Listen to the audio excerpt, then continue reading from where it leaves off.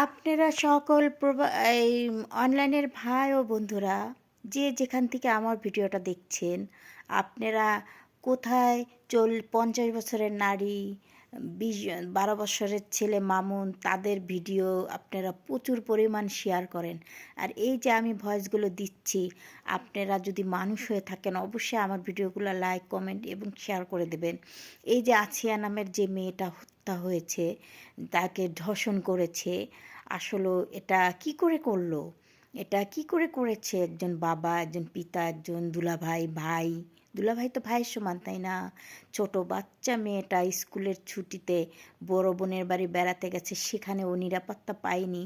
এই নিষ্পাপ বাচ্চা, 8 বছরের একটা বাচ্চা, সেই 8 বছরের বাচ্চারা এখন ফিটার খায় হিসাবে। তা এই বাচ্চাটাকে যে ধর্ষণ করলো, তা আসলে ভাইরা, আমি যে ভয়েসটা দিচ্ছি বা আমি যে কথাগুলো বলতেছি, যদি আপনাদের ভালো লাগে, আপনাদের যদি একটু বিবেকে থাকে, তো অবশ্যই আমার ভিডিওটা শেয়ার করে সবার কাছে পৌঁছায় দেবেন যে এই কাফেরদের খুব দ্রুত শাস্তি চাই। যারা আসিয়াকে ধর্ষণ করেছে তাদের খুব দ্রুত শাস্তি চাই। এটা আপনারা সবাই করবেন, সবাই ভিডিওটা শেয়ার করবেন, অবশ্যই শেয়ার করে